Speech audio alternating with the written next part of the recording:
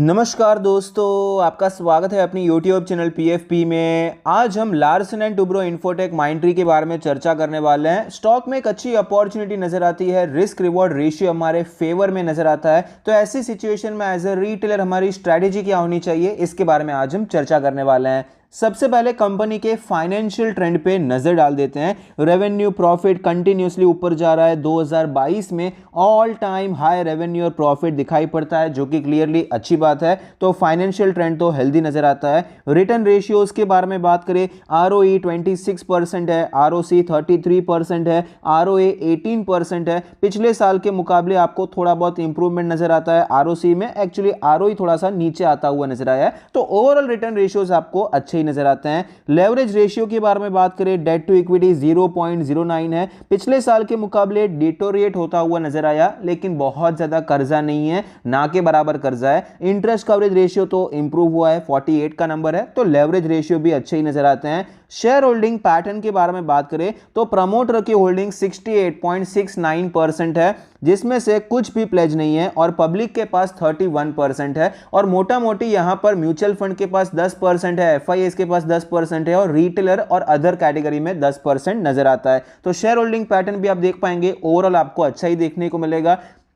68% तो प्रमोटर के पास है, और बाकी 20% आपको इंस्टीट्यूशंस के पास नजर आता है। वैल्यूएशन के बारे में बात करें, 49 का PE रेशियो है, जो कि हिस्टोरिकली हायर साइड पे है और सेक्टर के मुकाबले भी क्लियरली महंगा नजर आता है। प्राइस टू बुक रेशियो 8.5 है, जो कि हिस्टोरिकली एवरेज साइड पे नजर आता है। तो वैल्यूएशन सस्ता बिल्कुल भी नहीं है, अच्छे खासे प्रीमियम वैल्यूएशन पे स्टॉक ट्रेड कर रहा है।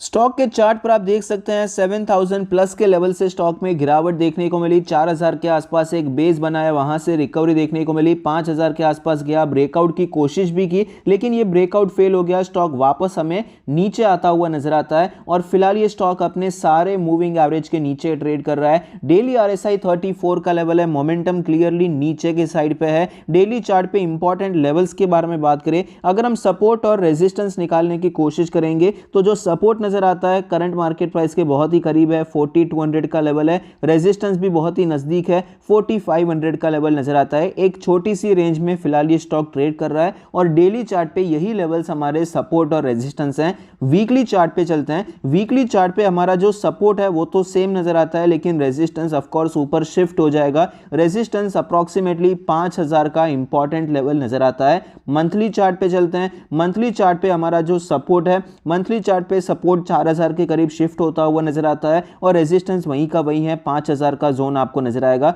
अगर आप लॉन्ग टर्म का चार्ट देखेंगे तो आपको पता चलेगा कि स्टॉक ने बहुत ही अच्छा परफॉर्म किया है। 2 साल कंसोलिडेट किया, स्टॉक में गिरावट हुई, लेकिन रेंज ब्रेकडाउन नहीं हुआ था, भले ही कोविड क्रैश हुआ था, लेकिन रिकवरी जल्दी हुई। फिर ये ब्रेकआउट देखने को मिला, और फिर तो स्टॉक एकदम से रॉकेट होता हुआ नजर आया।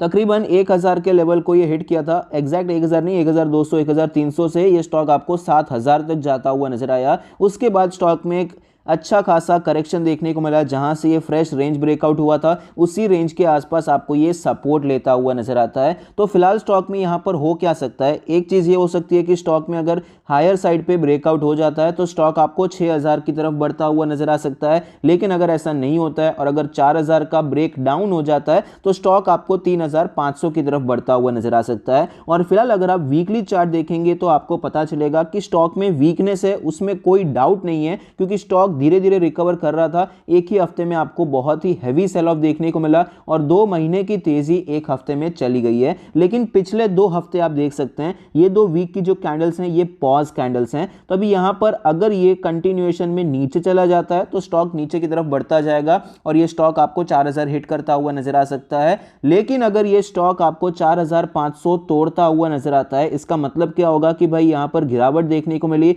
2 महीने स्टॉक ने पॉज लिया, और फिर दो हफ्ते स्टॉक ने पॉज लिया, और उसके बाद आपको ये ब्रेकआउट देखने को मिल रहा है। तो स्टॉक में यहां पर जो रिस्क रिवॉर्ड रेशियो है 4500 के ऊपर अगर ये स्टॉक जाता है, तो यहां पर हम एंट्री करने के बारे में सोच सकते हैं, क्योंकि एक अच्छी अपॉर्चुनिटी आपको मिलेगी, क्योंकि स्टॉक का ये इंपॉर्टेंट लेवल भी है, वो तो हमें क्लियरली चार्ट पर नजर आता है, क्योंकि यहां पर पहले भी सपोर्ट लेकर स्टॉक ऊपर गया था, स्टॉक में हैवी सेल ऑफ आया। देखा जाए तो यहां पर सेलिंग के चांसेस ही ज्यादा हैं, लेकिन अगर ये ब्रेकआउट होता है 4500 के ऊपर जाता है, ये सेलिंग ये एब्जॉर्ब कर लेता है, तो स्टॉक धीरे धीरे आपको रिकवर करने की चांसेस दिखा सकता है और स्टॉक आपको 5000 की तरफ बढ़ता हुआ नजर आ सकता है। इस हिसाब से हम प्लान कर सकते हैं। अगर हम स्विंग ट्रेड करना चाहते हैं 4500 के ऊपर खरीदारी कर सकते हैं, और 4750 5000 ये दो टारगेट्स के लिए हम खरीदारी करने के बारे में सोच सकते हैं। स्टॉप लॉस भी ज्यादा बड़ा रखने की जरूरत नहीं है, 125 रुपीस का अगर आप स्टॉप लॉस रखेंगे तो एक डिसेंट रिस्क रिवॉर्ड रेशियो आपको मिलेगा।